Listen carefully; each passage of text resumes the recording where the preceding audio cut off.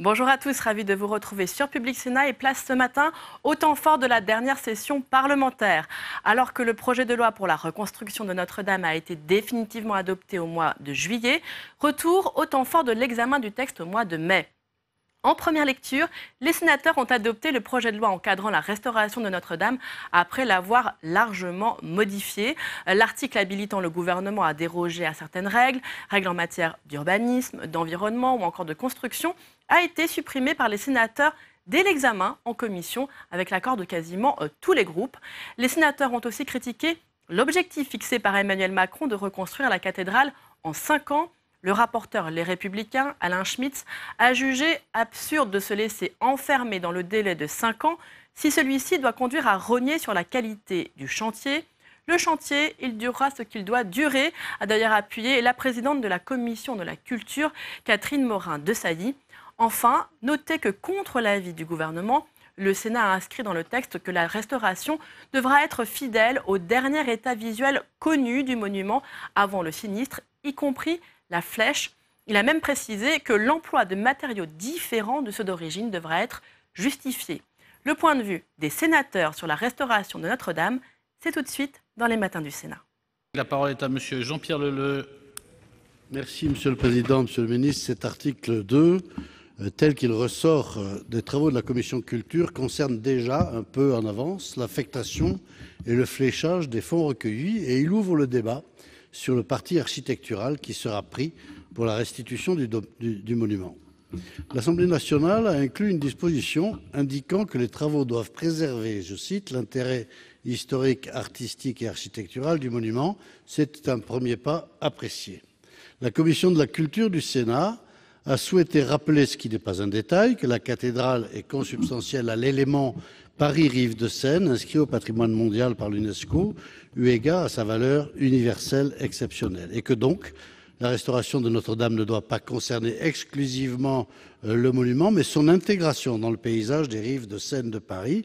Dois-je rappeler que la flèche de Notre-Dame a été pensée par Viollet-le-Duc et Lassus pour entrer en résonance visuelle avec la flèche de la Sainte-Chapelle, les deux sœurs jumelles, les deux mâts de navire que constitue l'île de la Cité. C'est ce qui a motivé notre commission et notre rapporteur qui ont souhaité la restitution se fasse dans le dernier état visuel connu. Personnellement, j'irai un peu plus loin, et c'est la raison de ma thèse, en demandant la suppression du mot visuel pour solliciter la restitution de la cathédrale, sa toiture, sa flèche et ses ornements avec les matériaux qui les composaient avant le sinistre.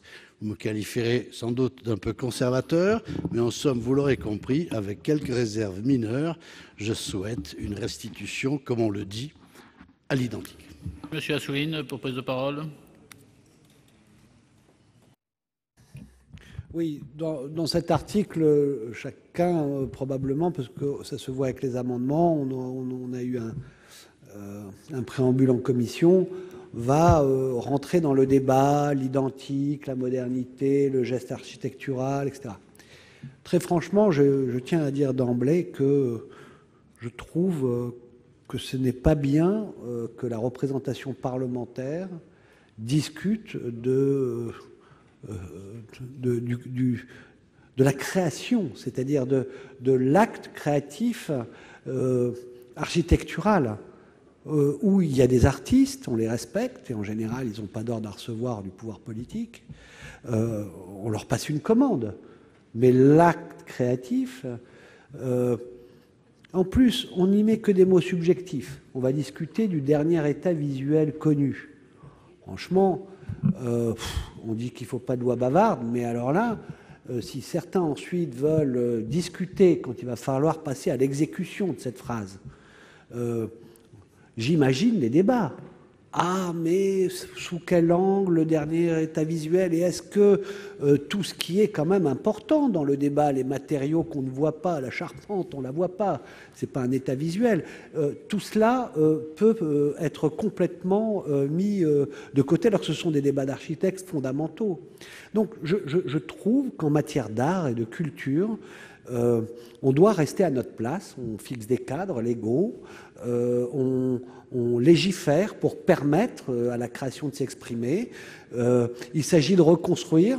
Il y a des critères, notamment nous avons dit que nous voulons que les critères de l'UNESCO soient là, authenticité et intégrité. Voilà, donc avec ça, on cadre déjà bien quand même dans quel contexte et avec quels impératifs les architectes en chef, ceux qui vont passer à l'action, doivent travailler. Alors, si chacun... Moi, je respecte, il y en a qui veulent l'identique. La maire de Paris assume d'ailleurs cette part de conservatrice, se dit-elle, et qu'elle assume. Je conçois complètement que d'autres pensent qu'il peut y avoir tel geste ou tel geste, mais ici, il peut y avoir autant d'avis que de sénatrices et de sénateurs, et je pense qu'on devrait s'épargner ce débat pour faire confiance à ceux dont c'est le métier. Merci, cher collègue. Madame Vullien, pour prise de parole.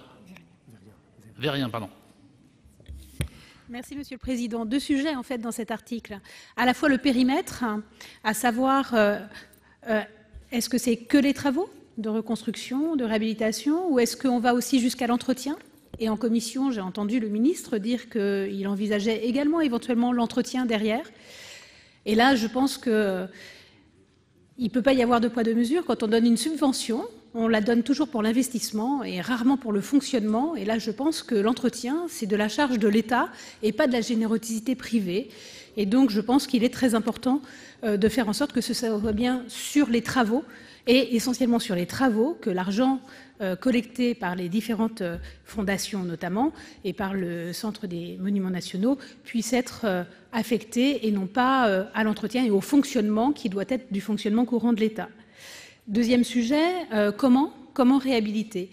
Et une fois n'est pas coutume, je partage le point de vue de notre collègue Assouline. Je pense que le Sénat est là pour mettre des garde-fous.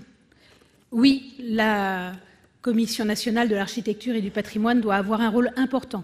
Oui, il doit y avoir un comité scientifique et donc on doit veiller à ce qu'effectivement ce débat ait lieu et que la question, reconstruction à l'identique, pas à l'identique, puisse être faite en ayant les garde-fous nécessaires pour que les personnes ayant autorité sur ces domaines puissent effectivement donner leur avis. Je ne crois pas que ce soit à nous, sénateurs, de le dire. Et je crois que s'il n'y avait pas ce funeste article 9, nous n'en serions pas à devoir essayer de mettre tous ces garde-fous dans la loi, y compris même à essayer de viser quel type de reconstruction. Je pense que si le gouvernement était sage, il réduirait énormément mais nous aurons l'occasion d'en parler, ces dérogations et nous pourrions à ce moment-là avoir confiance dans le débat qui pourra avoir lieu entre les personnes averties. 4 amendements en discussion commune. Le 62, Monsieur le Ministre, amendement du Gouvernement.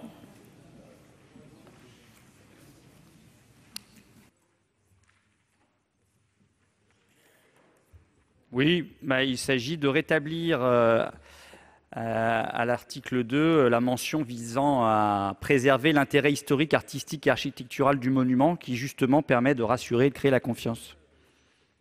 Merci. Le 15, c'est... Madame Meunier, pardon. Merci, Monsieur le Président, Monsieur le Ministre, mes chers collègues. Nous voulons supprimer une précision qui a été introduite lors de l'examen en commission. C'était dernier état visuel connu avant le sinistre qui nous apparaît à la fois flou et libre d'interprétation et peut-être nature à bloquer toute évolution future de la cathédrale. D'abord, la notion de dernier état visuel reste à définir.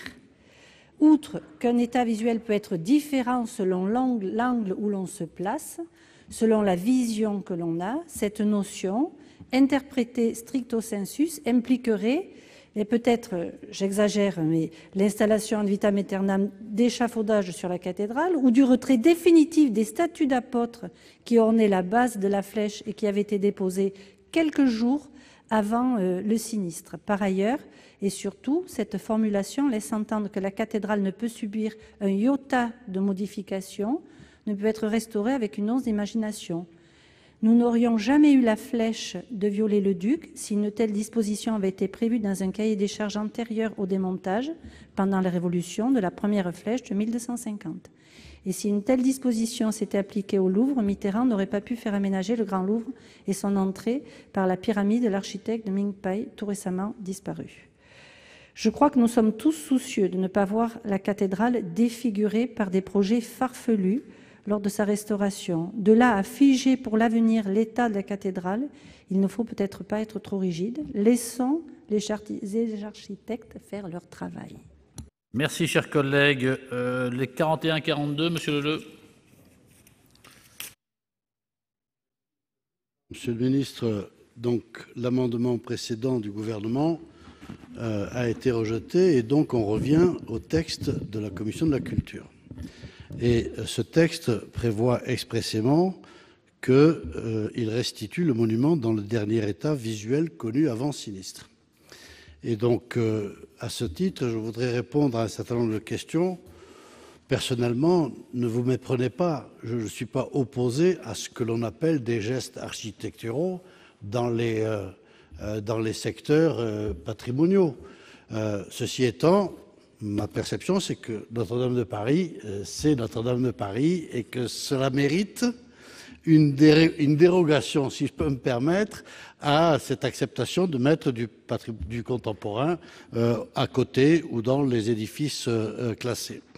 Je voudrais simplement dire aussi que j'ai émis le souhait dans mon intervention liminaire restituer le plus possible à l'identique ce que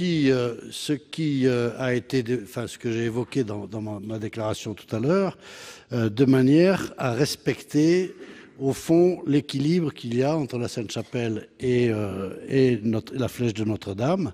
Et c'est la raison pour laquelle, en l'état, je propose et je suggère dans mon amendement la suppression de ce mot visuel, et je reviendrai ultérieurement sur les matériaux. Et j'en profite pour dire, puisqu'il me reste quelques secondes, il y a une différence entre vouloir s'immiscer dans le choix architectural d'un geste ou d'un concours d'architecture. Ça n'est effectivement pas le rôle du Parlement. Mais dire qu'on souhaite une restitution à l'identique, ça me paraît être tout à fait de notre rôle. C'est un choix très précis et qui n'interfère pas sur un éventuel concours qui pourrait nous amener des surprises. Le 42 ? Le 42 ? Il est défendu, le 42 ? Oui. Le 42 précise que les matériaux qui seraient utilisés dans la restitution, moi j'ai souhaité que ce soit les matériaux d'avant le sinistre, et l'amendement dit que le maître d'ouvrage devra démontrer ou prouver que ces matériaux que sont la pierre, le plomb, le bois, seraient incompatibles avec des prescriptions de sécurité ou des prescriptions contemporaines. Donc je demande à ce que ce soit prouvé et démontré avant de les abandonner. Merci. Monsieur le rapporteur. Monsieur le rapporteur. J'attendais l'amendement de Madame de Cidrac, mais il va venir plus tard. Alors, sur l'amendement 62, du gouvernement revient sur l'ensemble des modifications apportées par votre commission à l'article 2 lors de l'élaboration de son texte.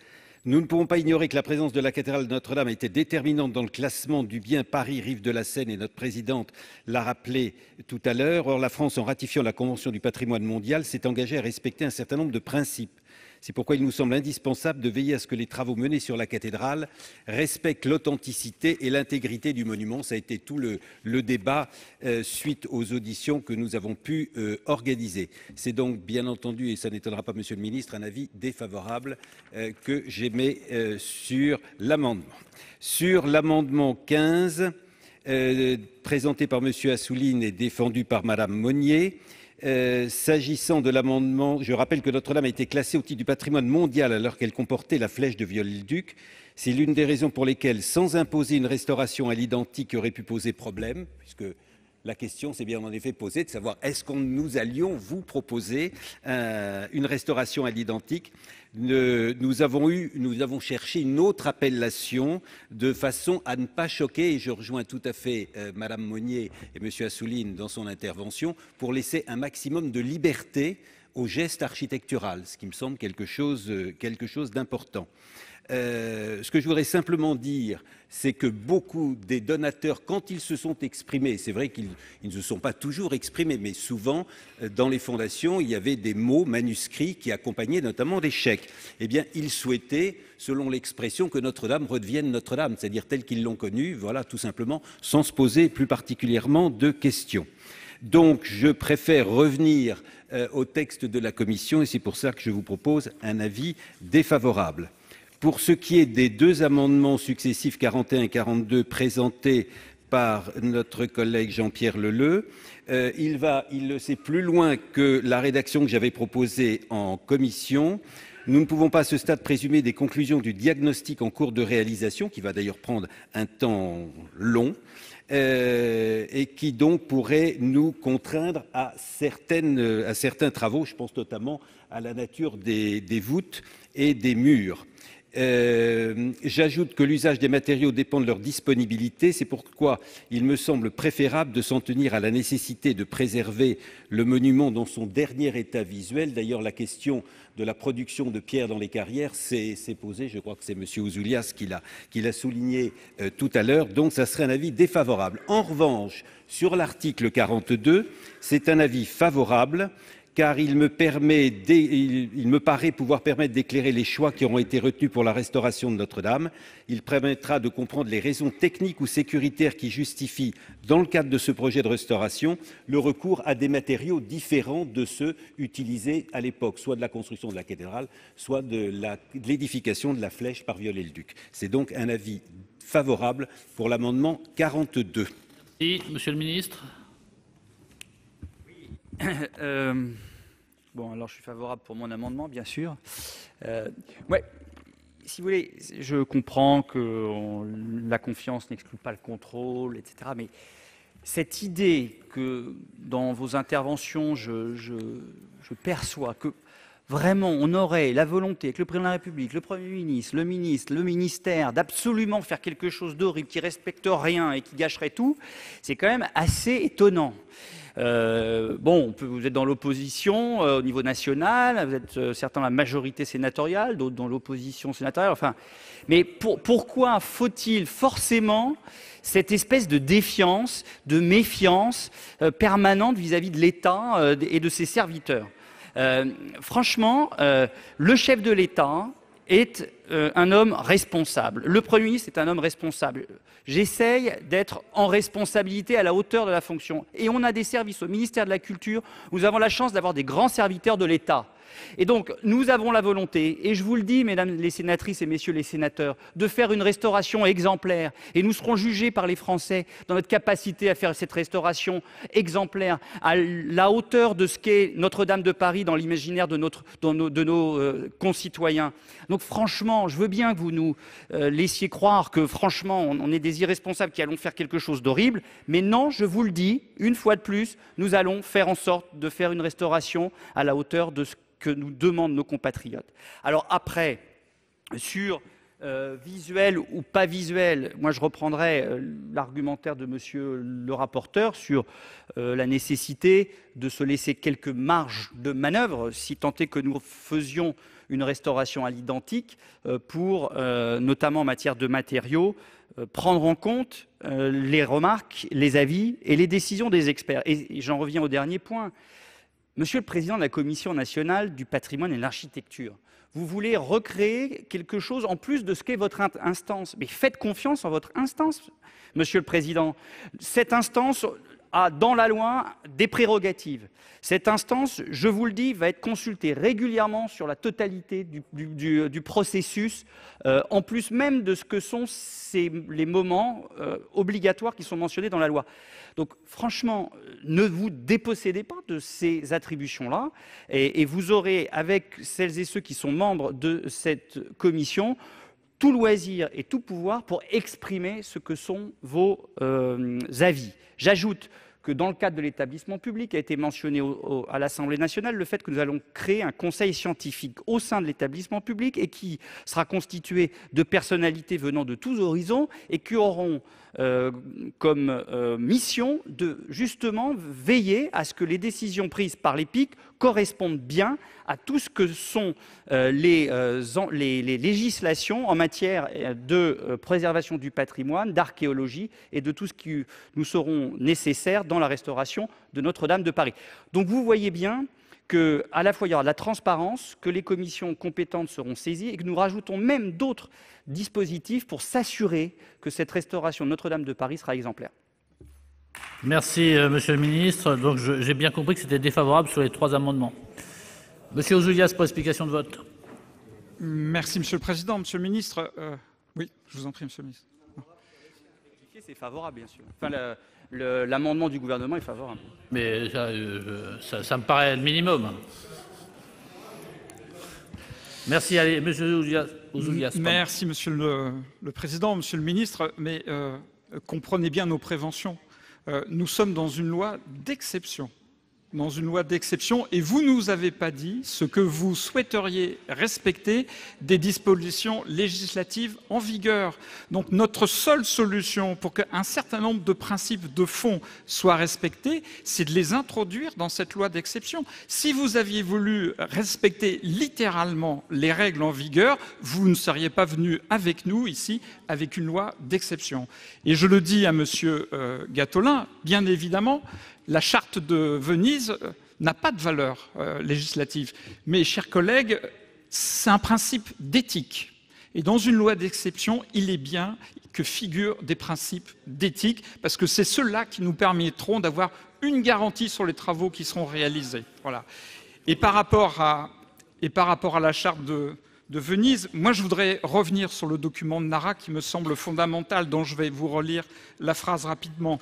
Le texte précise que les couches d'histoire acquises au fil du temps par un bien culturel sont considérées comme des attributs authentiques de ce bien culturel.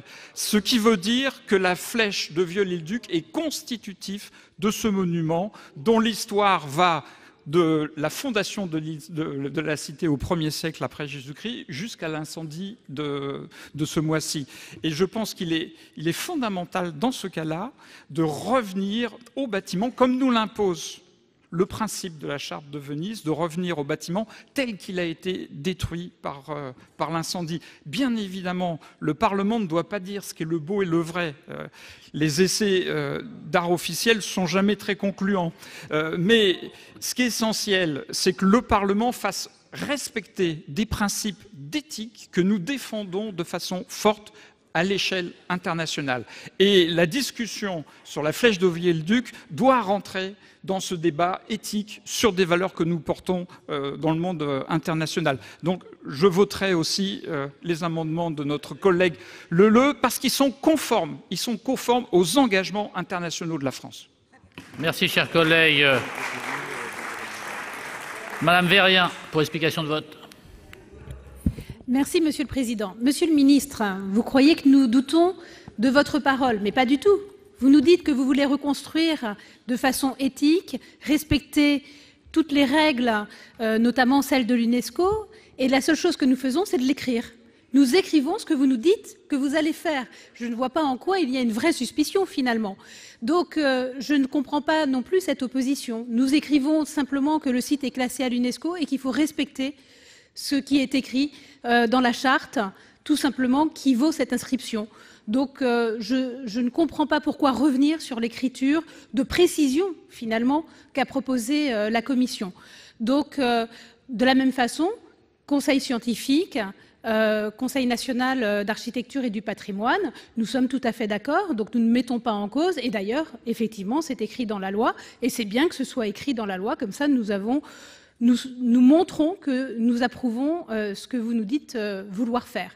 Donc, pour ma part, la seule chose, c'est sur la reconstruction à l'identique. Donc, j'entends bien les propos de notre collègue Ouzoulias. Je pense qu'effectivement, ce n'est pas à nous de le dire, mais à veiller que ce conseil scientifique et que ce Conseil national de l'architecture et du patrimoine puisse nous expliquer et pourquoi et comment. Donc c'est pourquoi je serai plus réservée sur l'amendement 41, mais que le 42, ne serait-ce que pour notre instruction, que nous comprenions pourquoi éventuellement on ne va pas faire de la même façon, on choisira d'autres matériaux.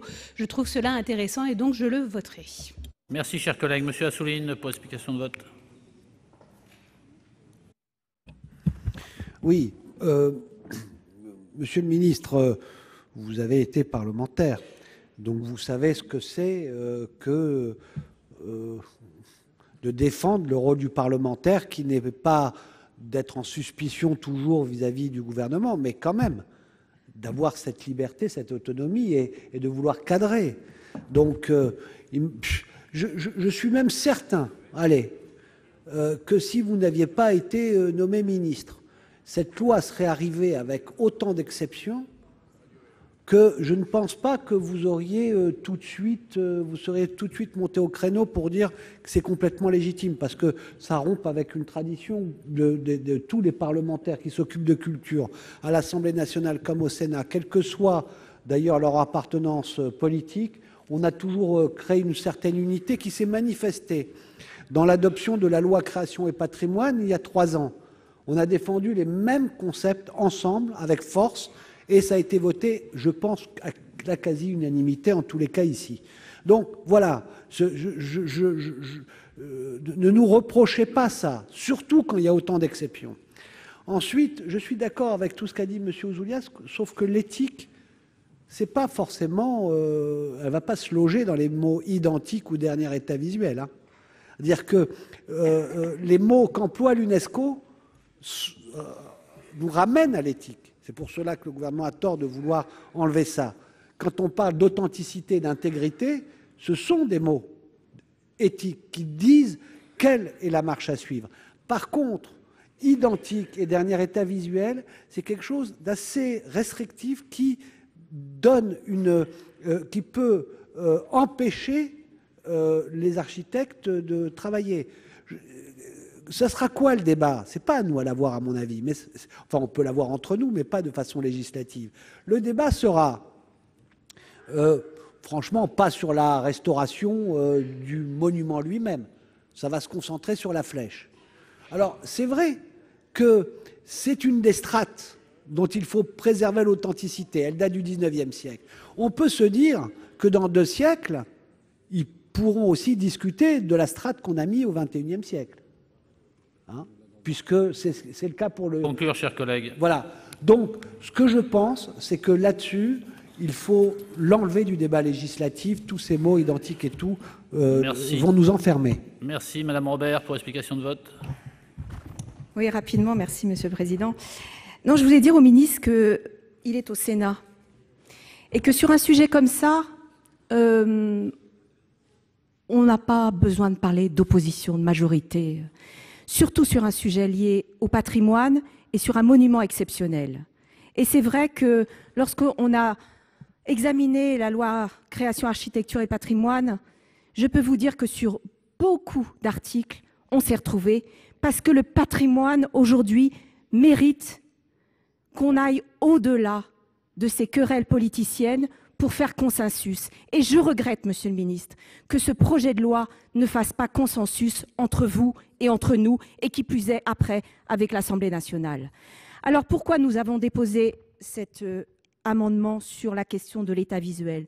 Non pas pour raviver la querelle des anciens et des modernes, justement. Mais c'est une question de principe, et je rejoindrai les propos de mon collègue Assouline, tout simplement parce que la question est très subjective. On projette aussi un imaginaire sur un état visuel.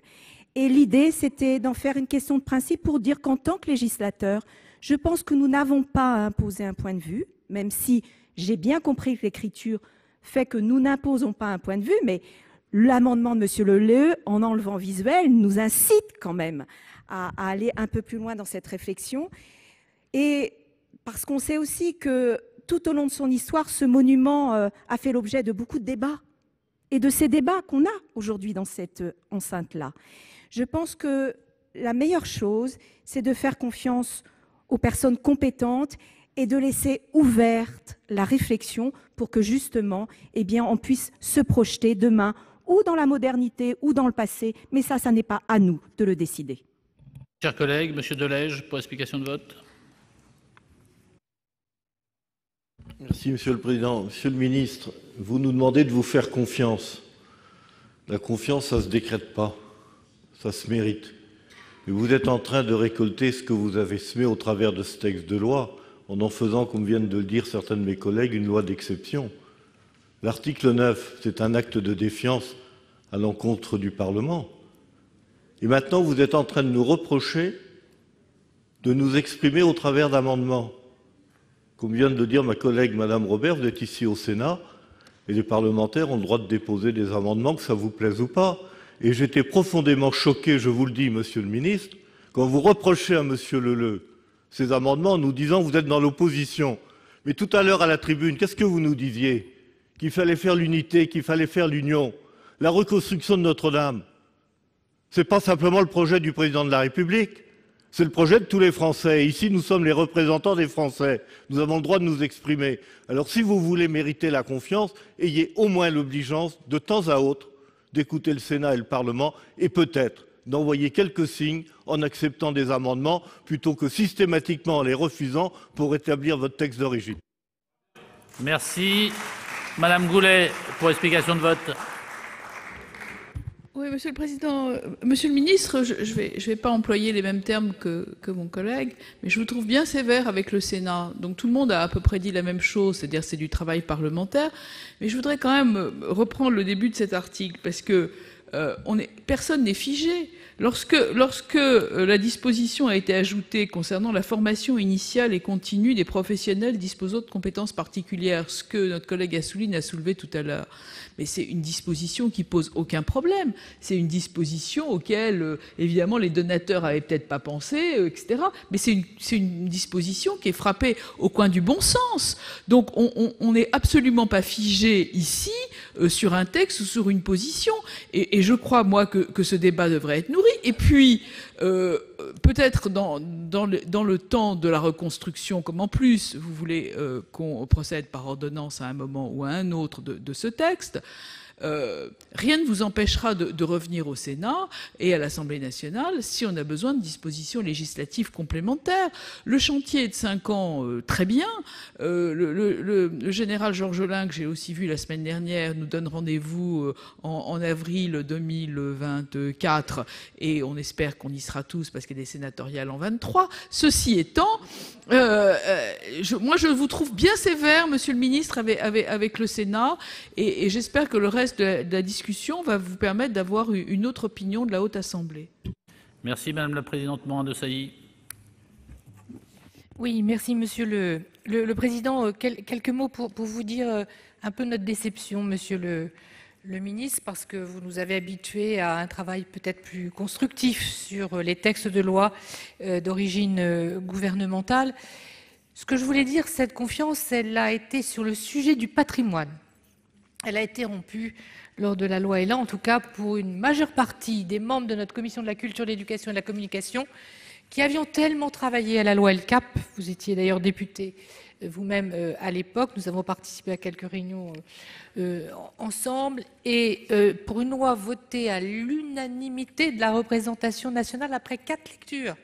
Donc c'est rare, on n'en a pas eu depuis des années, on n'est pas prêt d'en avoir d'autres. Un travail donc subtil, un travail vraiment de dentelle. Et on avait demandé à l'époque des évaluations avant de changer la loi. On n'a jamais pu obtenir ces évaluations. Or, nous pensons qu'il faut raisonner de façon un peu méthodique et rigoureuse. Donc cette confiance, en effet, elle n'est pas forcément a priori au rendez-vous. Et qui plus est, quand on nous parle de dérogation, mais qu'on n'est pas capable de nous donner le contenu de ces dérogations, je sais que votre ministère a fait un effort de travailler à ces dérogations, ce qui n'est pas le cas des autres ministères, et que l'interministériel, ça a peut-être été difficile finalement d'aboutir à une position finale par rapport au texte de loi. Je sais que vous avez cherché à bien faire. Mais ça ne mangerait quand même tout de même pas de pain que de regarder un peu nos amendements pour tenter d'améliorer le texte. On a tous envie de bien encadrer cette restauration et cette reconstruction et cette restauration. Donc moi, je ne comprends pas, par exemple, pour ce qui concerne l'inscription au patrimoine de l'UNESCO, pourquoi c'est balayé d'un revers de la main. Je sais que vous allez rencontrer d'ici quelques jours la directrice donc du Centre mondial, mais tout de même, on s'est engagé. Moi, je siège au Comité national des biens français, je vois toutes ces collectivités qui défilent avec leurs projets, avec des engagements. Jean-Pierre le sait, ça prend un temps fou. C'est quoi, 10 ans de travail, d'engagement, qu'on respectera cette valeur universelle et qu'on respectera ce principe d'authenticité et d'intégrité. Pourquoi ne pas vouloir le mettre dans la loi pour justement l'encadrer? Mais non. Pourquoi on veut mettre des choses aussi dans la loi? C'est parce que pour l'instant, on n'est pas complètement en confiance par rapport à toutes ces dérogations que vous nous demandez de prendre, tout simplement. Si, Madame la Présidente, Madame Darcos. Oui, alors ça va être un peu redondant et surtout, Monsieur le Ministre, ne croyez pas que c'est de l'acharnement, mais je vais mettre, comme m'a dit beaucoup de mes collègues, le fait qu'il y a encore une dizaine de jours, un de vos collègues, le ministre de l'Éducation nationale, a dit avoir beaucoup apprécié le bicamérisme et le passage de sa loi au Sénat. Et je pense que pour certains articles, on l'a même sauvé d'une certaine manière d'une impasse et on a dû du coup finalement peut-être pacifier la rue qui grondait.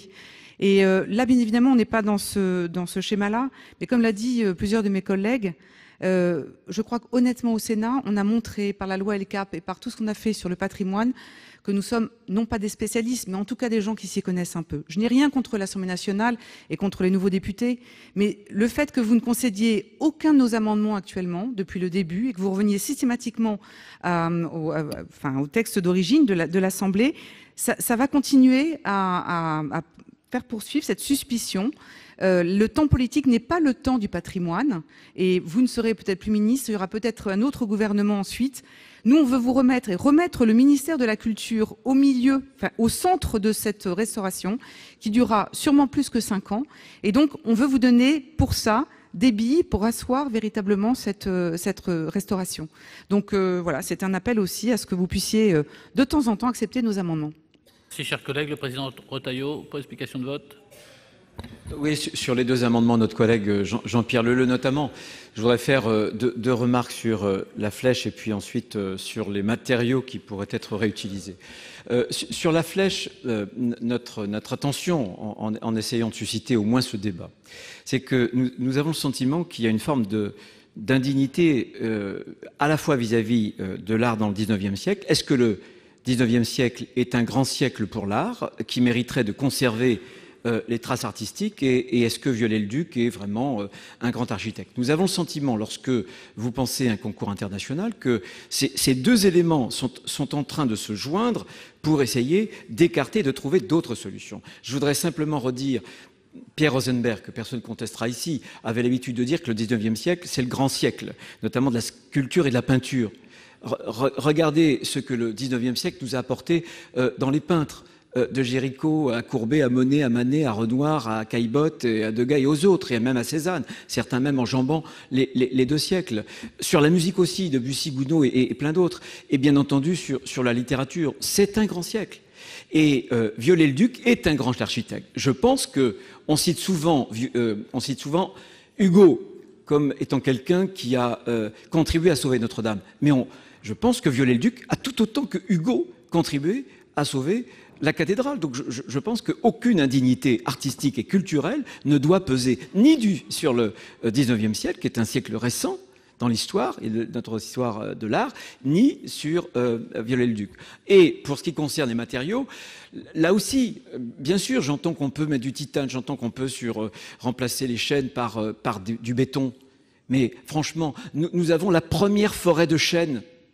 Cette forêt, elle croît à hauteur, je crois, de 14 millions de mètres cubes par an. Et il y a un prélèvement de 50%. Les chênes stockent en plus le CO2. C'est une solution écologique. Ça permettrait de sauvegarder évidemment les savoir-faire, Monsieur le Ministre. Oui, vous pouvez dire, bien sûr, vous faites un signe de la main en disant, voilà, ce sont des propos rasoirs, etc.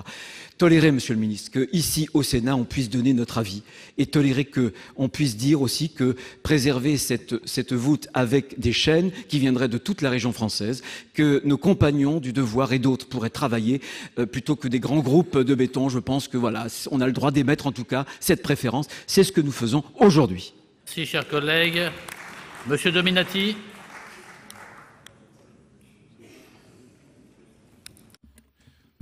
Moi, Monsieur le Président, je voudrais faire simplement une explication de vote, parce que sur un certain nombre de sujets, je ne suis pas nécessairement en conformité avec un certain nombre de mes collègues, dans la mesure où je suis sensible aux arguments de Monsieur Assouline, bien que, à titre personnel, je préférais une reconstruction à l'identique. Je me souviens néanmoins que dans un certain nombre de chantiers parisiens et de grands projets, où la confrontation entre l'État et la ville de Paris m'avait amené dans le passé à m'opposer en tant qu'élu municipal au projet du président Mitterrand sur la pyramide du Louvre. Et lorsque j'ai vu la dynamique et les explications qui ont été fournies dans ce dialogue entre le maire de Paris et le président de la République de l'époque, on a vu un enrichissement personnel du projet, et cela avait été possible tout simplement parce que le texte n'avait pas été figé dès le départ. Et donc moi, je voudrais pour ma part laisser une certaine liberté dans ce projet, bien que pour autant, je suis effectivement sensible à la reconstruction à l'identique, mais je trouve que là, on va un peu trop loin en tant que parlementaire dans les détails, et j'aimerais effectivement qu'il y ait une dynamique qui puisse se produire pour voir si il n'y a pas aussi quelque chose qui peut, à cette occasion, améliorer le projet. Merci. Madame Charles-Larcher pour explication de vote. Oui, Monsieur le Président, je vous remercie. Monsieur le Ministre, mes chers collègues, moi je vous entends beaucoup les uns et les autres exprimer votre déception sur la qualité de ce débat. Bien moi, je vais vous dire, je ne suis pas déçue parce que, sincèrement, je ne suis pas surprise.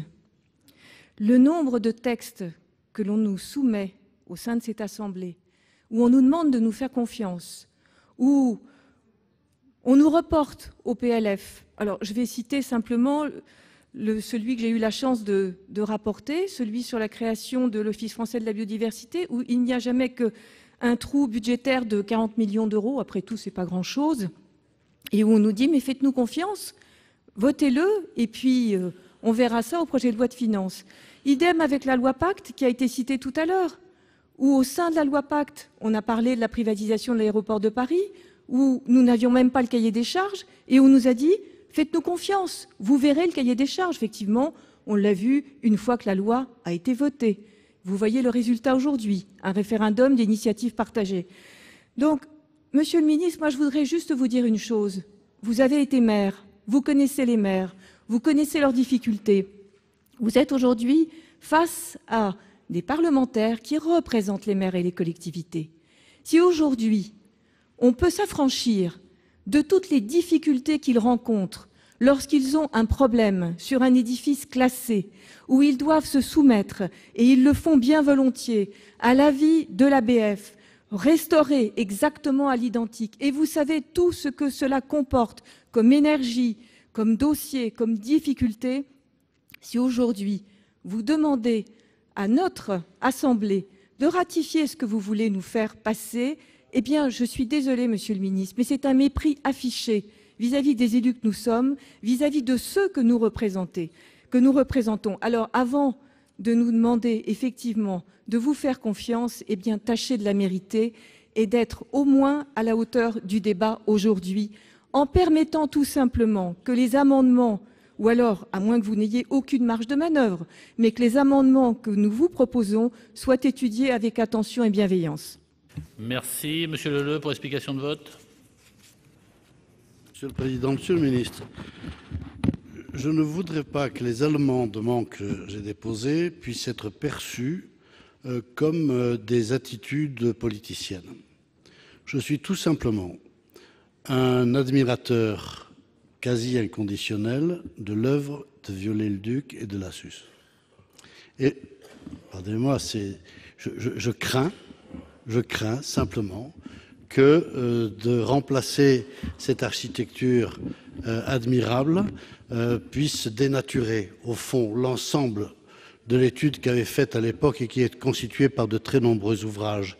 Et que voilà, j'ai une forme d'admiration pour ça et je ne fais que défendre cette thèse-là, qui d'ailleurs est une thèse parmi d'autres, mais j'estime, sans être considéré comme étant d'une attitude politicienne, qu'elle a le mérite d'exister et d'être claire. Je voudrais répondre à notre collègue Dominati, parce que personnellement, je ne serais pas du tout opposé à ce que l'on appelle, entre guillemets, un geste architectural soit opéré sur le parvis de la cathédrale, un geste architectural qui fasse mémoire de cet abominable sinistre et qui mette en valeur, quelque part, l'événement que nous avons connu. Mais personnellement, entre la toiture et la flèche, je suis désireux d'exprimer mon point de vue, qui est de reconstruire le plus possible. Je prends cette précaution parce qu'il y a peut-être des détails, mais je dis bien que des détails qui mériteraient d'être amodiés, mais je suis partisan de cette reconstruction à l'identique. Cela peut être interprété comme étant extrêmement conservateur, mais j'ai envie de revoir dans le ciel de Paris la flèche de Notre-Dame et sa toiture comme elle l'était il y a 2 mois. Merci, cher collègue. Monsieur le ministre. Une seconde, merci Monsieur le Président, vraiment.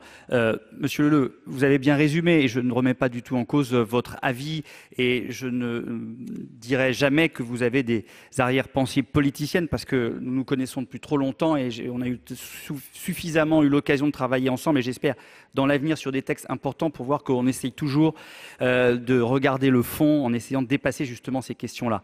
Mais vous vous rendez bien compte que vous souhaitez modifier la loi en fonction de ce que est votre avis, à la fois sur la flèche, peut-être sur le parvis, mais s'il fallait le faire pour chaque parlementaire autour de cette salle, c'est-à-dire les sénateurs et puis aussi à l'Assemblée nationale, on aurait quand même un problème pour expliquer la loi ou écrire la loi. Et c'est la raison pour laquelle ce qui compte, c'est d'être dans un principe général qui ensuite laisse la possibilité du débat. Et c'est pour ça que nous avons écrit ce texte à l'Assemblée nationale. Ça aurait pu être au Sénat, ce n'est pas une question d'Assemblée nationale par rapport au Sénat, mais ça a été écrit dans un précédent débat pour dire que, à notre avis, la meilleure façon de diriger les choses pour laisser le débat vivre et qu'ensuite il puisse y avoir une décision, c'est l'écriture qui est celle d'origine du texte avant l'amendement en commission. Et c'est pour ça que j'ai déposé cet amendement numéro 62. C'est le rétablissement à l'article 2 de plutôt la mention vise à préserver l'intérêt historique, artistique. Donc ça prend en compte ce que vous dites d'une certaine façon. Quand vous dites ça fait écho à la flèche de la Sainte-Chapelle, etc. Et architectural du monument. Et là, ça permet de répondre à la préoccupation de M. Assouline et du groupe socialiste et aussi d'une certaine façon à vos préoccupations, mais ça nous laisse le temps de faire vivre ce débat. Et contrairement, et loin de la caricature de Madame la sénatrice Anne Chain-Larché, où je suis évidemment systématiquement dans la volonté d'accompagner aussi des améliorations du Sénat, je suis favorable à l'amendement du groupe socialiste, donc à l'amendement 15 rectifié. Et merci, Monsieur le Président, de m'avoir donné la possibilité de le préciser parce que ça n'avait pas été clair dans ma précédente intervention. Donc je suis favorable à l'amendement du gouvernement et aussi à l'amendement numéro 15 rectifié de Monsieur Assouline, mais défavorable aux amendements de Monsieur Leleux. Merci. Alors, juste pour repréciser, Monsieur le rapporteur, sur l'amendement 15, l'avis de la commission était défavorable ou favorable ? Parce que j'avais compris défavorable, moi. Défavorable. Défavorable, d'accord. Donc, on va mettre aux voix d'abord l'amendement du gouvernement. Non, l'amendement du gouvernement, amendement 62, avec un avis défavorable de la commission. Qui est pour cet amendement? Qui est contre? Qui s'abstient? Il n'est pas adopté. Alors, j'ai été saisi d'une demande de scrutin public par la commission sur l'amendement 15. Rectifié, avec un avis défavorable de la commission, un avis favorable du gouvernement. Il va être procédé au scrutin public dans les conditions fixées par l'article 56 du règlement. Le scrutin sera ouvert dans quelques instants. Voici le résultat du scrutin 124 sur l'amendement 15 rectifié, compte tenu de l'ensemble des délégations de vote accordées par les sénateurs aux groupes politiques et notifiées à la présidence. Nombre de votants 340, nombre de suffrages exprimés 300, pour l'adoption 101, contre 199, Le Sénat n'a pas adopté. Alors, je mets aux voix l'amendement 41 avec un double avis défavorable de la Commission et du Gouvernement. Qui est pour? Qui est contre? Qui s'abstient? Il n'est pas adopté. Je mets aux voix l'amendement 42 avec un avis favorable de la Commission, un avis défavorable du Gouvernement. Qui est pour? Qui est contre? Qui s'abstient? Il est adopté. L'amendement 3, Madame de Cidrac. Merci, Monsieur le Président. Chers collègues, cet amendement prévoit un décret qui aura pour objectif d'éclaircir les conditions de formation des professionnels pouvant concourir à la restauration et à la conservation de Notre-Dame. En effet, l'article mentionne des compétences particulières, mais ne les précise pas. Or, chers collègues, Notre-Dame mérite de notre part une grande exigence quant aux compétences requises pour sa conservation et restauration. C'est la raison pour laquelle je vous invite à voter cet amendement. Merci. Merci, monsieur le rapporteur. Merci, Monsieur le Président. Alors, nous avons auditionné le groupement des entreprises spécialisées dans la restauration des monuments historiques. Ça a été un moment d'ailleurs très fort de nos auditions. Celui-ci nous a dit que l'important était que le texte garantisse qu'un accent serait mis sur la formation au métier du patrimoine. C'est le cas, peu importe bien sûr l'organisme formateur. Donc, je propose à Madame de Cidrac soit de le retrait, sinon ce serait bien sûr un avis défavorable, puisque l'essentiel étant contenu dans le texte. Ministre, même avis? Même avis, Madame de Cidrac? Il est retiré. Je vous remercie. Donc, nous votons sur l'article 2. Qui est pour l'article 2? Qui est contre? Qui s'abstient? Il est adopté. L'amendement numéro 9, l'amendement numéro 70 concernant l'article 9 du gouvernement, Monsieur le ministre. Il s'agit évidemment de rétablir l'article qui a été supprimé complètement en commission. Comme je l'ai dit de façon très longue tout à l'heure, vise à donner des dispositions qui permettraient d'améliorer les procédures pour vraiment faire en sorte de faire une restauration la plus exemplaire possible. J'avais déjà dit en commission et je l'ai dit aussi à l'Assemblée, je vous donnais par exemple l'exemple de l'INA. Nous souhaiterions pouvoir... l'INRAP. L'INA, c'est autre chose. L'INRAP, pardon, il est peut-être un peu tard, c'est pour ça. De l'INRAP, et donc nous avons besoin d'avoir quelques dispositions dans ce type-là, étant donné que nous n'avons pas pu finir de rédiger les différentes ordonnances, en l'occurrence, en tout cas le texte précis. C'est la raison pour laquelle nous souhaitons pouvoir être habilités à légiférer par ordonnance. Et comme je l'ai dit déjà, ici, et à l'Assemblée nationale et en commission au Sénat, nous souhaitons bien sûr que ces ordonnances soient ratifiées dans un délai maximum d'1 an après la parution du texte, enfin la mise en application du texte, la promulgation du texte, et d'autre part que cette ratification soit inscrite à l'ordre du jour du Parlement. Voilà, donc c'est la raison pour laquelle nous souhaitons rétablir cet article 9. Monsieur le rapporteur, donc l'avis de la Commission. Merci, Monsieur le Président. Il n'y a pas de surprise, bien entendu, sur la position de la Commission. Notre suppression de l'article 9 a été motivée par plusieurs arguments. Il nous semble tout d'abord que la mise en place de telles dérogations n'est pas utile si elle ne vise qu'à accélérer les délais de délivrance des autorisations administratives. Les délais prévus par les différents codes sont des plafonds et les demandes d'autorisation concernant Notre-Dame peuvent parfaitement être traitées de manière prioritaire par le service de l'État moyennant des instructions en ce sens. Nous estimons ensuite que de telles dérogations ne manqueront pas de faire peser des doutes sur l'exemplarité, nous l'avons rappelé les uns et les autres sur tous les bancs de cette haute assemblée, sur l'exemplarité du chantier de Notre-Dame qui sera particulièrement observé tant en France qu'à l'étranger du fait de l'émotion suscitée par le sinistre et du financement de la souscription nationale par un grand nombre de donateurs tant français, européens qu'au-delà des océans, comme on disait autrefois. Notre législation particulièrement complète et protectrice en matière de préservation du patrimoine est jusqu'ici mise en avant par les autorités auprès de l'UNESCO pour garantir que la valeur universelle exceptionnelle du bien Paris, rive de la Seine, est protégée, même en l'absence de plan de gestion. Suspendre l'application d'un certain nombre de ces différentes dispositions législatives pourrait constituer une menace pour le maintien de l'inscription de ce bien sur la liste du patrimoine mondial, sachant que le plan de gestion n'en est qu'au stade de l'élaboration et ne devrait pas être adopté avant encore quelques années.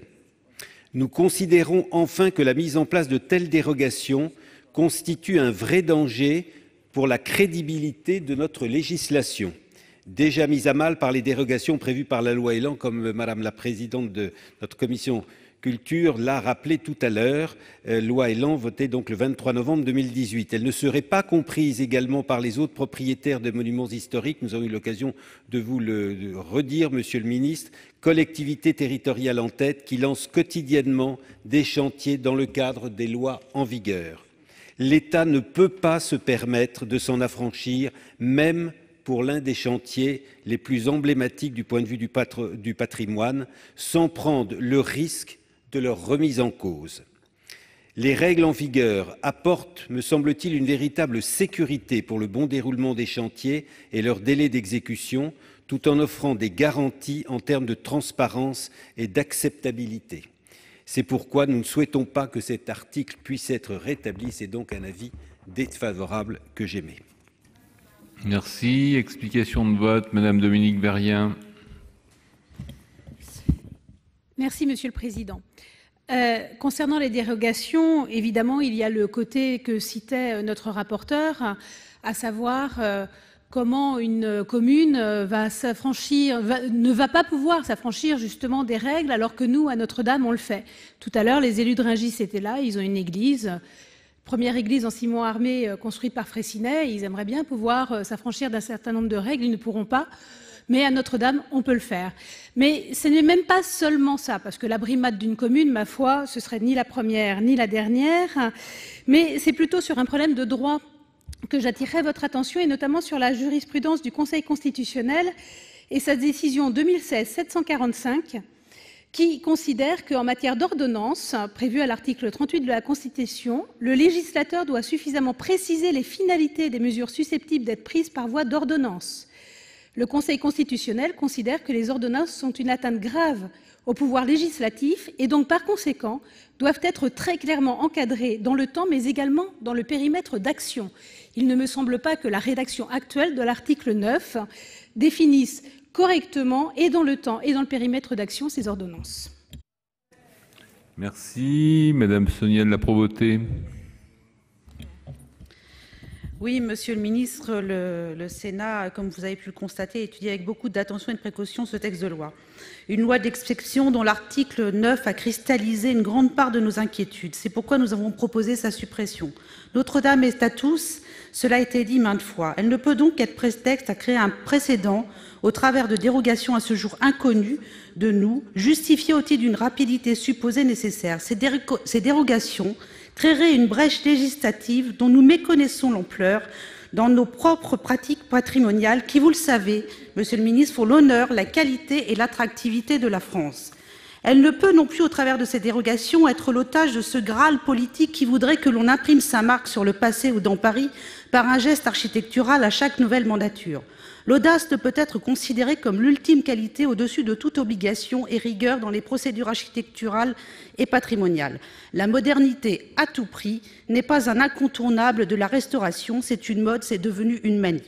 Notre-Dame est à nous tous, elle appartient à nos passés et est comme à notre avenir. Un symbole qui rassemble et transcende de loin le fait seul qu'elle soit une cathédrale. C'est pour cela que cette loi ne doit pas être d'exception, de dérogation, ou à tout le moins que cela soit transparent et assumé par tous, ce qui n'est pas le cas ici. Notre-Dame, Monsieur le Ministre, est nôtre. Évitons précipitation et polémique. Laissons ceux qui savent faire décider du temps et du projet. Au lieu de sceller son destin dans le flou et l'imprévu, ce qui ne fait qu'entretenir la suspicion, supprimer l'article 9, c'est se donner les moyens de décider ensemble pour la suite de ce qui sera nécessaire pour permettre à Notre-Dame de retrouver sa place et sa grandeur. Vous nous l'avez proposé, Monsieur le Ministre. Attendons donc sereinement vos futures propositions. Merci. Monsieur Olivier Paccaud.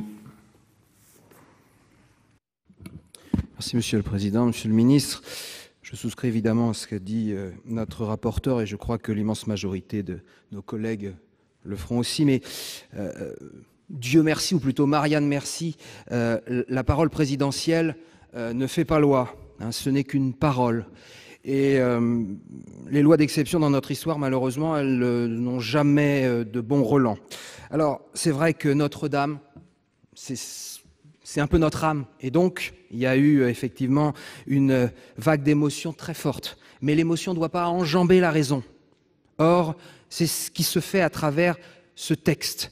Et outre que ce fameux article 9, mais pratiquement tout le texte, est en quelque sorte une négation du rôle du Parlement, outre que cet article, d'une certaine façon, il nie l'urgence d'innombrables autres chantiers patrimoniaux un petit peu partout en France, ce qui est le plus gênant dans toute cette affaire, c'est la mise en scène présidentielle autour de cette reconstruction. Une construction, une reconstruction, ça ne peut pas être une course de vitesse. Une course de vitesse. Il y a le mot « les meilleurs délais ». Là, Dieu merci, vous n'avez pas mis le mot « en 5 ans » dans votre premier alinéa. Mais il y a « dans les meilleurs délais », comme s'il fallait aller le plus vite. Tout à l'heure, Jérôme Bascher a parlé de Lunéville. Lunéville a brûlé en 2003. Nous sommes en 2019. La reconstruction n'est pas achevée. Elle devrait être achevée dans quelques années. Le Parlement de Bretagne, 10 ans pour le reconstruire. Alors, vouloir se donner des dates butoirs, des deadlines, c'est un non-sens architectural, c'est un non-sens patrimonial. Et utiliser la loi ainsi, très honnêtement, c'est assez attristant pour le ministre de la Culture. Je vous le dis tel que je pense. La culture, ce n'est pas un productivisme. La culture, ce n'est pas un stakhanovisme. Et sincèrement, je trouve profondément baroque, triste, que ce soit vous, monsieur le ministre de la Culture, qui portiez ce texte. Merci. Monsieur Alain Fouché.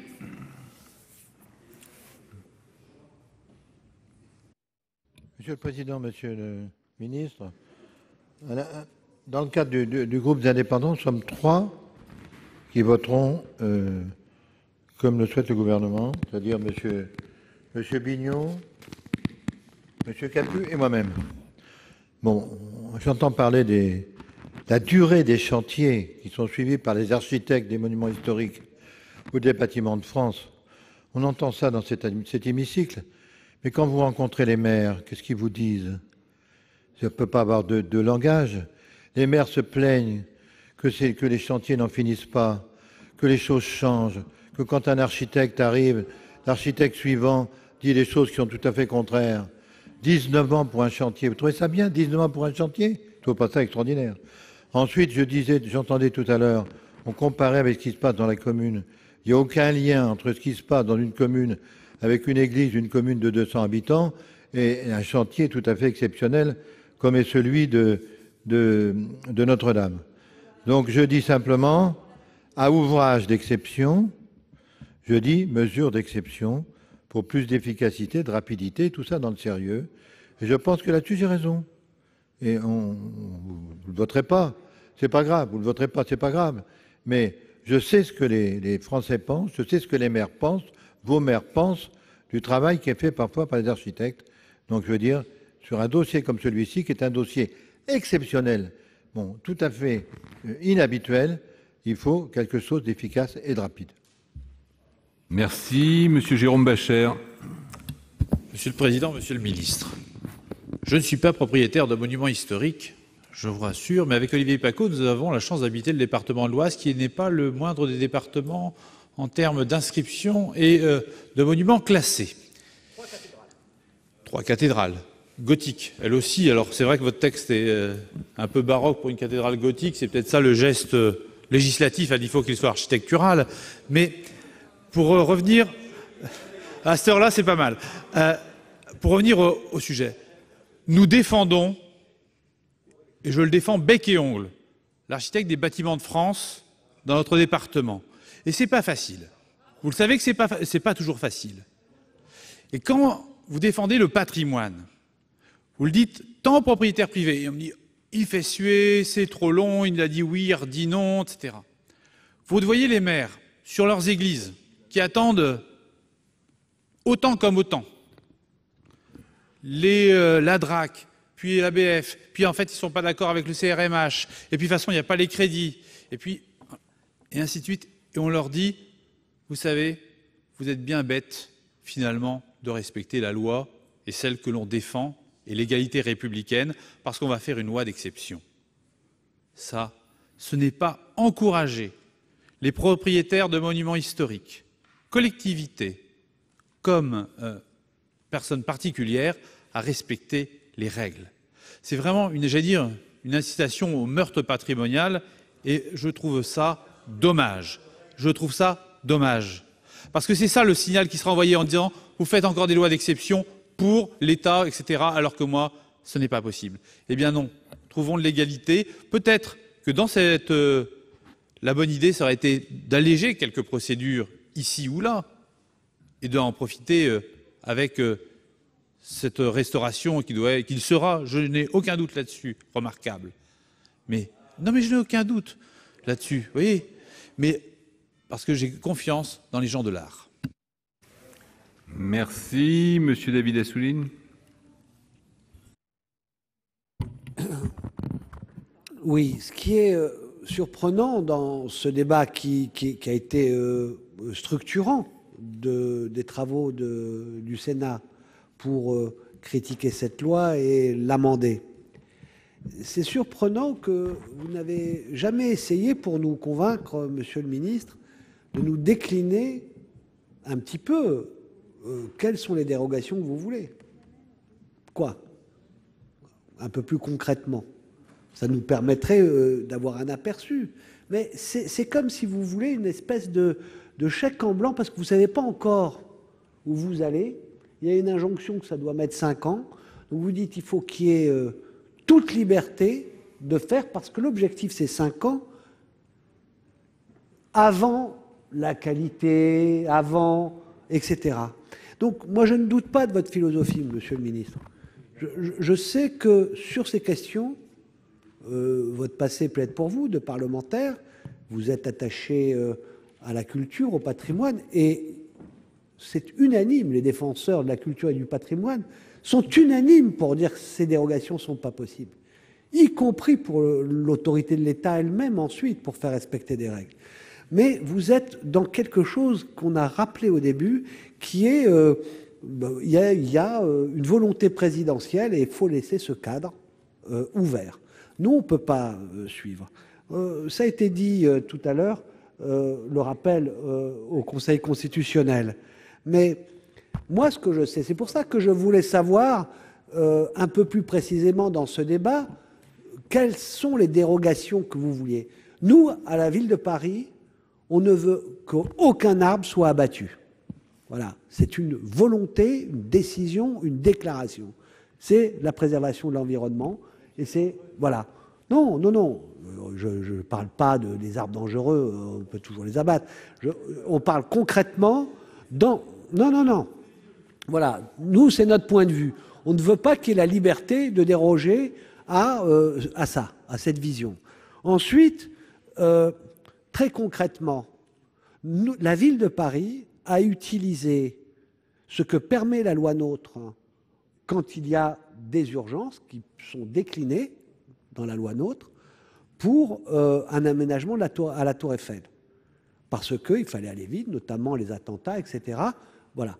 Donc, aujourd'hui, quelle est la nature de ce que vous voulez demander? Puisque la loi permet déjà de l'urgence, des mesures exceptionnelles. Conclure. Bien, Madame Marie-Pierre Monnier. Merci, Monsieur le Président, Monsieur le Ministre. Moi, je vais vous livrer, on parle beaucoup des élus, je vais vous livrer le témoignage d'un élu. Comment ma commune, propriétaire de l'ancienne, c'est pas moi qui parle, c'est le maire, propriétaire de l'ancienne cathédrale, peut-elle accepter de continuer à se soumettre aux différents codes de l'État, si l'État est autorisé à s'en affranchir? Et il y rajoute, il est à craindre que l'exemplarité de l'État en s'octroyant des dérogations en matière de règles d'urbanisme, de protection de l'environnement, de préservation du patrimoine et de commande publique soit mal perçue par les concitoyens à qui il est demandé de se mettre en conformité avec la législation.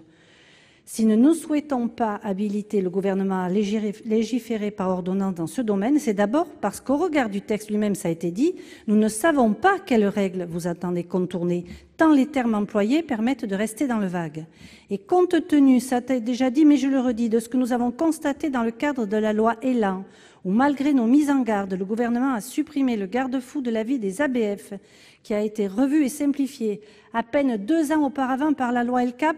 On l'a dit, elle a été votée avec une CMP conclusive et nous avions opposition et majorité, comme quoi le patrimoine, dans le patrimoine, il n'y a pas d'opposition au patrimoine, c'est transpartisan. Nous sommes donc légitimement en droit d'avoir des craintes à ce sujet. Vous avez parlé d'archéologie préventive, mais les délais prévus par le droit commun doivent être respectés pour assurer la qualité scientifique requise à tous les stades de l'opération, prescription, fouille éventuelle et bien sûr le diagnostic. Mais les dérogations possibles ne le garantissent pas. C'est aussi le cas s'agissant des mécanismes d'autorisation de travaux sur les monuments historiques qui, selon tous les éléments que j'ai pu recueillir, fonctionnent bien. C'est là la principale raison qui nous a conduit à supprimer cet article en commission. Toute dérogation au droit commun en matière de monuments historiques ou plus généralement de patrimoine consisterait à ouvrir une boîte de Pandore. Et le maire vous l'a expliqué, comment les élus locaux pourront-ils ensuite expliquer que ces dispositions, ces contrôles, ces délais sont essentiels à la préservation du patrimoine alors qu'on a pu y déroger pour Notre-Dame de Paris? Et cela reviendrait à montrer le mauvais exemple, alors que même notre législation sur le patrimoine est un modèle pour les défenseurs du patrimoine dans le monde entier, car elle a réussi depuis 50 ans à arrêter son érosion et sa destruction dans notre pays. Et l'audition que nous avons eue avec la directrice du patrimoine mondial de l'UNESCO qui est venue nous l'a dit, vous avez la chance en France d'avoir des règles dans le patrimoine qui font que votre patrimoine a été préservé. Ne cassez pas tout cela. Merci, Monsieur Albéric de Montgolfier. Finalement l'amendement du gouvernement, mais à condition de le sous-amender. Mais j'ai une longue liste, comme chacun d'entre vous, de monuments de mon département qui pourraient bénéficier. Alors on va commencer. Alors j'ai tous les maires, et voilà, et vous allez me dire avis favorable, défavorable, de mon département qui souhaitent avoir une dérogation de telle chose, avec la même volonté que celle de l'État, d'aller vite, de pouvoir restaurer au mieux. Donc plus sérieusement, pourquoi il y a un tel rejet de l'article 9, Monsieur le Ministre? Parce que, tout simplement, vous n'êtes pas précis, ça a été dit. Le seul exemple que vous nous citez, c'est l'exemple de l'INRAP. Alors, il y a un exemple encore plus drôle, j'avoue, dans la motivation. Alors, celui-ci, lisez-le bien, il est quand même heureux de rire. C'est la possibilité pour l'État anglais de renoncer à la possibilité de mettre une bâche publicitaire. Mais depuis quand il faudrait une dérogation par ordonnance pour renoncer à une faculté? Que je cherche, c'est parce qu'on a une possibilité dans le code du patrimoine de mettre une bâche publicitaire pour financer des travaux qu'on est obligé de le faire. Il ne faut pas un texte pour ça. Donc concrètement, de manière très sérieuse, on a besoin de savoir quelles sont les dérogations. Et moi, je l'entends très bien, je suis pragmatique. Si vous nous dites de manière précise, désignons, on a besoin que ce soit l'INRAP qui soit désigné, ben, il faut l'écrire. Si on a besoin de dire c'est ça ou ça. Mais à ce stade, franchement, vous nous demandez une espèce de chèque en bois et par rapport à la jurisprudence du Conseil constitutionnel, l'habilitation est évidemment trop large. Alors que compte tenu de l'heure, je vais vous épargner la longue liste des exceptions que je souhaite et je ne vais pas sous-amender. Je voterai malheureusement contre votre amendement. Merci, Monsieur François Bonhomme. Merci, Monsieur le Président. Monsieur le Ministre, cet amendement visant à rétablir la dérogation me semble significatif d'une position d'aventurier équilibriste, dans laquelle vous vous retrouvez finalement depuis que le Président de la République a fixé un délai de 5 ans pour restaurer la cathédrale Notre-Dame. Cet article confirme qu'aucune circonstance ne saurait justifier une loi d'exception. Par le passé, des chantiers de grande ampleur, comme la cathédrale de Strasbourg, ont été menés sans s'affranchir des règles. On ne sait toujours pas pourquoi vous avez souhaité que l'État se soustrait aux règles qu'il impose à tous les citoyens. Ces règles de protection sont des règles de protection. S'en affranchir représente un véritable danger et ouvre un fâcheux précédent pour les futures opérations de rénovation et de reconstruction. J'ajoute que non seulement vous êtes restés sourds à tous ceux qui sont inquiétés de votre volonté de passer outre le Code de l'environnement, le Code de l'urbanisme, le Code de l'environnement, le Code de la construction et de l'habitation, le Code de la commande publique, le Code général de la propriété des personnes publiques, pour le seul motif d'accélérer cette restauration pour tenir les délais présidentiels. Des délais calés sur les Jeux Olympiques organisés en France en 2024, sans qu'on comprenne pourquoi encore le calendrier de restauration serait indexé sur cet événement sportif. Aucune échéance n'a jamais été imposée pour la construction d'un monument. Peut-être pas le Président a-t-il cédé à l'émotion, aussi forte soit-elle, pour oublier au passage que le temps du patrimoine n'est pas celui des hommes. S'agissant de la méthode, elle est pour le moins cavalière et trompeuse pour le Parlement. J'ai appris par exemple vendredi dernier, à l'occasion de l'attribution du prix Pritzker, que le président de la République souhaitait désormais que le concours soit étendu aux abords, c'est-à-dire, excusez du peu, aux parvis, aux jardins, aux squares par exemple. C'est-à-dire qu'en plus des dérogations sur la cathédrale elle-même, vous cherchez à étendre celle-ci aux abords, en vous affranchissant par exemple, le cas échéant, des règles relatives à l'archéologie préventive. Il s'agit là d'une attitude désinvolte. Alexandre Gady, le spécialiste d'architecture, a même dit précipitée et indécente, qui traduit un besoin infantile qu'on trouve parfois chez certains dirigeants, pourtant démocratiques, de laisser une marque derrière soi, marque qui peut parfois se transformer en stigmate 1 ou 2 générations plus tard.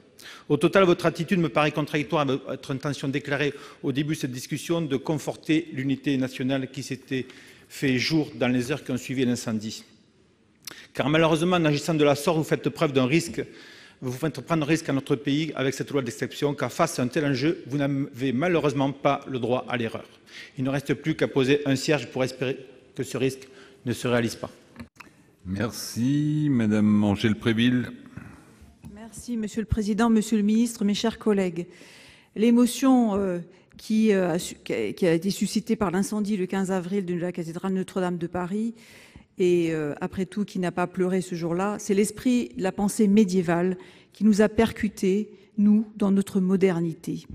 Peggy parlait de droiture irréprochable pour les cathédrales, ces cathédrales qui escaladent le ciel, qui sont le triomphe du vide, ce rêve réalisé de faire entrer la lumière dans une architecture monumentale qui défie les lois de la pesanteur, et c'est l'aboutissement d'un travail qui a magnifié l'anonymat. Les bâtisseurs étaient des inconnus. Je reprends les écrits de Sylvain Tesson.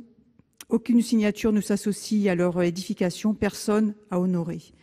Le symbole fort de cet édifice ne doit pas être dévoyé, mais être respecté dans ce qu'il a de beauté. Et la beauté, ce n'était pas seulement l'architecture, c'était aussi la forêt qui a été perdue irrémédiablement. Et Notre-Dame ne sera jamais aussi belle qu'elle l'était, puisque le symbole, c'était l'immuable depuis des siècles. Et c'est également un bâtiment à essence spirituelle. Le symbole fort de cet édifice donc doit être respecté et pas dévoyé. Et l'inquiétude que je vois, c'est par rapport aux dérogations comme mes collègues. C'est pourquoi je forme le vœu qu'aucun nom d'architecte, connu ou pas, ne vienne en quelque sorte griffer Notre-Dame de Paris, parce que nous sommes les dépositaires de ce monument qui n'est pas un musée. Nous devons le transmettre aux générations qui viendront après nous. C'est pourquoi, pour moi, il ne doit pas y avoir de dérogation. Notre patrimoine est respecté dans le monde. Nous savons faire et bien, et ce depuis longtemps, avec des règles que nous nous sommes imposées. C'est la valeur que l'on donnera notamment à cette restauration d'être dans le respect de ce que nous avons toujours fait. Je vous remercie. Merci. Monsieur Jean-Pierre Leleux. Merci, Monsieur le Président. Monsieur le Ministre, vous avez été un parlementaire, un bon parlementaire, un excellent parlementaire, extrêmement impliqué sur l'ensemble des sujets culturels, et Dieu sait si nous avons eu l'occasion de travailler ensemble. Je vous savais particulièrement vigilant sur les équilibres institutionnels et attentif à ce que le Parlement puisse délibérer sur un certain nombre de sujets sans vouloir lui confisquer le débat. Et je me souviens d'autres circonstances où vous avez plaidé la cause que nous plaidons aujourd'hui ici dans cette séance. J'avoue m'être posé la question. Je me suis dit, qu'aurait-il fait s'il avait encore été parlementaire? Et j'avoue aussi, respectueusement, ne pas avoir apporté de réponse à cette question. Le Parlement, vous le savez, est très réticent aux ordonnances, d'une manière générale. Mais parfois, il en accepte la teneur. Mais des ordonnances qui prévoient des dérogations aussi importantes, vous dites minimes, mais nous ne savons pas, des dérogations aussi importantes dans le code du patrimoine, de l'urbanisme, de l'environnement, des marchés publics, les parlementaires ne peuvent pas accepter d'aller si loin dans les pouvoirs délégués au gouvernement et à l'État. Donc je vous demande de comprendre la position de nos collègues qui vous demandent de retirer cet article, cet amendement, et d'accepter l'idée qu'aujourd'hui, rien ne justifie ces dérogations et que dans les règlements et la législation actuellement en vigueur concernant le patrimoine, tout est présent pour respecter le patrimoine, mais aussi présent pour aller un peu plus vite. C'est déjà prévu dans les textes. Donc voilà, je voulais simplement vous rappeler que peut-être en d'autres circonstances, vous n'auriez pas accepté ce type de dérogation et de comprendre la position qui est la nôtre aujourd'hui. Très bien, merci chers collègues. Donc nous étions sur l'amendement numéro 70. Il n'y a plus de demande d'explication de vote. Amendement du gouvernement qui rétablissait l'article 9, donc qui a reçu un avis défavorable de la commission. Donc je vais le mettre aux voix. Qui est pour? Qui est contre? Abstention. Donc l'amendement n'est pas adopté. Je vais maintenant mettre aux voix l'ensemble du projet de loi. Y a-t-il des demandes d'explication de vote en plus de tous ceux qui sont exprimés? Monsieur David Assouline. Oui, j'ai vu. Oui, rapidement, pour une indication. Pour les sénateurs socialistes, le texte initial comportait plusieurs dispositions tout à fait inacceptables, en particulier celle que nous venons de discuter de l'article 9, qui octroyait un blanc-seing au gouvernement pour déroger par ordonnance sans contrôle du Parlement à l'ensemble des dispositions légales de protection du patrimoine, de l'environnement et de règles régissant les marchés publics pour procéder aux travaux de rénovation de Notre-Dame. Il permettait au gouvernement de décider quand bon lui semblerait de la personne habilitée à gérer les fonds issus de la souscription nationale, l'État ou un futur établissement public restant à créer, laissant ainsi planer le doute sur l'utilisation effective des deniers publics pour la restauration de la cathédrale. L'adoption d'amendements issus du groupe socialiste et de la majorité sénatoriale, en particulier dès la commission, a permis de clarifier le statut de l'établissement public. Il est désormais placé sous tutelle du ministère de la Culture et cantonné à la seule maîtrise d'ouvrage du chantier. Enfin, il est l'unique opérateur de gestion de la souscription. Les sénateurs socialistes regrettent néanmoins de n'avoir pas pu étendre l'objet de la souscription à l'aménagement des abords de Notre-Dame afin de pouvoir y accueillir les visiteurs, mais ont été attentifs à la réponse du ministre qui nous a parlé d'une possible écriture permettant de satisfaire cette demande. Les fidèles et des expositions pendant la durée du chantier. De la même manière, il déplore de n'avoir pu transformer en crédit d'impôt la déduction prévue pour les donateurs, afin que même les plus modestes non assujettis à l'impôt bénéficient d'un avantage fiscal. Cette loi est exceptionnelle, mais elle n'est plus d'exception telle qu'elle a été rédigée par le Sénat. Et donc, malgré les indications que j'ai pu donner, nos insatisfactions, nous pensons qu'il faut voter pour et nous voterons pour cette loi ainsi rédigée aujourd'hui.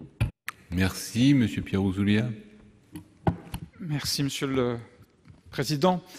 Monsieur le ministre, moi j'aimerais saluer le travail tout à fait exemplaire de notre rapporteur qui, dans des conditions de temps particulièrement indécentes, a réussi à faire un travail de fond pour rapprocher les points de vue, essayer d'auditionner le plus de monde et apporter à ce texte tel qu'il arrivait de l'Assemblée nationale des dispositions qui protègent le patrimoine. Néanmoins, notre groupe considère que cette loi d'exception est complètement contraire aux institutions, au rôle que nous souhaitons donner au Parlement dans notre démocratie. Et nous n'acceptons pas, mais c'est peut-être ce qui nous distingue, parce que nous avons vis-à-vis de l'institution présidentielle des difficultés anciennes que vous connaissez, et nous n'acceptons pas que le fait du prince puisse comme ça s'imposer à nous dans cet hémicycle. À titre tout à fait personnel, et en tant que conservateur du patrimoine, j'ai passé une grande partie de ma carrière à défendre le ministère de la Culture, à défendre ses institutions, à défendre ses lois et ses règlements dans des conditions parfois très difficiles, face à des élus avec lesquels le dialogue était compliqué. J'ai toujours apprécié la protection que ces lois apportaient d'une part au patrimoine, mais aux agents du ministère de la Culture qui les servent. Et aujourd'hui, vous me demandez de voter une loi qui déroge à ce qui a été l'œuvre de ma carrière de conservateur. Je ne le peux pas. Et notre groupe votera contre ce projet. Merci. Donc, oui, pardon, Madame la Présidente, Madame Catherine Morin-Desailly. Oui, juste quelques mots pour ne pas prolonger à cette heure tardive les débats. Remercier notre rapporteur de la Commission de la Culture, mais aussi de la Commission des Finances, qui ont fait dans un temps imparti extrêmement court, mais vraiment très très court, un travail formidable qui a permis à l'ensemble des groupes d'ailleurs de notre commission de se retrouver sur quelques grands principes intangibles auxquels nous sommes très attachés, Monsieur le Ministre, ici au Sénat.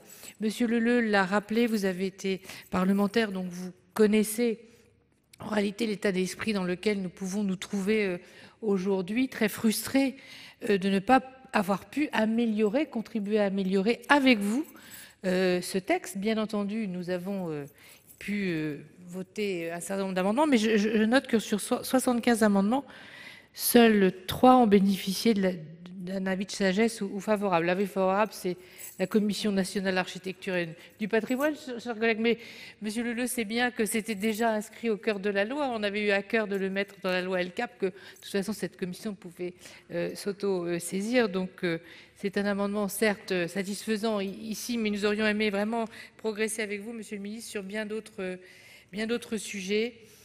L'urgence, il n'y en avait pas.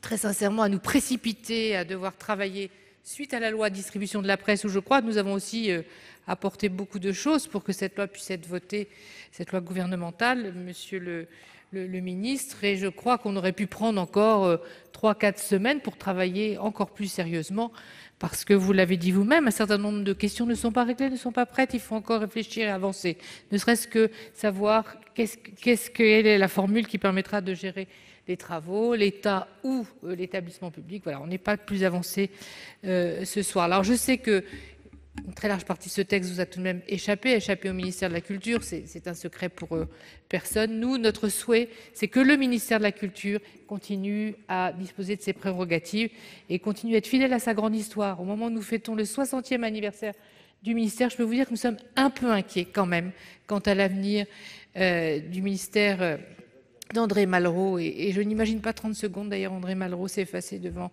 un général Georgelin, aussi compétent soit-il.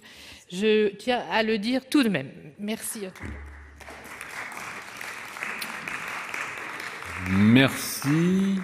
Donc, je mets aux voix l'ensemble du projet de loi pour la conservation et la restauration de la cathédrale Notre-Dame de Paris et instituant une souscription nationale à cet effet, qui est pour...